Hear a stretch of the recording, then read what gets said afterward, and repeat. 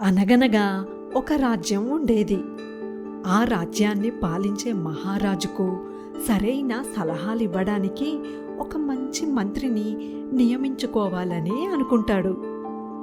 మంత్రి పదవి కోసం ఉత్సాహవంతులు, తెలివితేటలు కలిగిన వ్యక్తులు కావాలని దండోరా వేయిస్తాడు మహారాజు. మంత్రి పదవి దక్కించుకోవడం కోసం బోలెడు వ్యక్తులు వస్తారు. వివిధ దశల్లో వివిధ పరీక్షలు పెట్టి వచ్చిన వారి నుండి 5గురిని ఎంపిక చేస్తారు.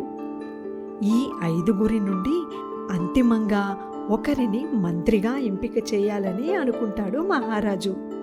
5గురిని పిలిచి, చివరగా మీ 5గురికి ఒక పరీక్ష పెడతాము. అందులో గెలిచిన వారిని మంత్రిగా నియమిస్తాము. మీరు కఠినమైన ఒక ప్రశ్నకు సమాధానం చెబుతారా, లేక సులభమైన 100 ప్రశ్నలకు సమాధానాలు చెబుతారా? మీ నిర్ణయాన్ని బట్టి మా ప్రశ్నలు ఉంటాయి అని అంటాడు మహారాజు. ఆ 5గురు కూడా కఠినమైన ఒక ప్రశ్ననే ఎంచుకుంటారు. అప్పుడు మహారాజు మొదటి వ్యక్తిని పిలిచి, ఆకాశంలో ఎన్ని నక్షత్రాలు ఉన్నాయో సరిగ్గా లెక్కపెట్టి చెప్పాలి అని అంటాడు మహారాజు. ఆ ప్రశ్న విని వచ్చిన వ్యక్తి బిత్తరపోతాడు. ఆకాశంలో ఉన్న నక్షత్రాలను లెక్కించడం ఎలా సాధ్యం? ఈ ప్రశ్నకు నేను ఎలా సమాధానం చెప్పాలి అని అనుకుని ఏమీ చెప్పకుండా మౌనంగా ఉండిపోతాడు. తరువాత వచ్చిన 3 వ్యక్తులను కూడా మహారాజు అదే ప్రశ్న అడుగుతాడు. వారు కూడా సమాధానం తెలియక మౌనంగా ఉండిపోతారు. చివరగా మహారాజు 5వ వ్యక్తి అయిన దిలీపుడు అనే యువకుడిని పిలిచి అదే ప్రశ్న అడుగుతాడు.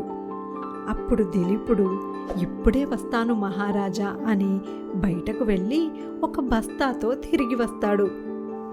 మహారాజా, ఈ బస్తా నిండా ఎన్ని ఇసుక రేణువులు ఉన్నాయో సరిగ్గా అన్నే నక్షత్రాలు ఉన్నాయి అని అంటాడు దిలీపుడు. అతడి సమాధానానికి ఆశ్చర్యపోయిన మహారాజు, సరిగ్గా ఇందులో ఎన్ని ఇసుక రేణువులు ఉన్నాయో అన్నే నక్షత్రాలు ఉన్నాయని ఎలా చెప్పగలవు నువ్వు అని అడుగుతాడు మహారాజు. మహారాజా, మన ఒప్పందం ప్రకారం మీరు ఒక్కటే కఠినమైన ప్రశ్న అడుగుతాను అని అన్నారు. కానీ ఇప్పుడు మీరు 2వ ప్రశ్న కూడా అడుగుతున్నారు. మీరు అడిగిన ఒక కఠినమైన ప్రశ్నకైతే నేను సమాధానం చెప్పేశాను అని అంటాడు దిలీపుడు. అతడి తెలివితేటలకు మెచ్చుకున్న మహారాజు అతడిని తన మంత్రిగా నియమించుకుంటాడు.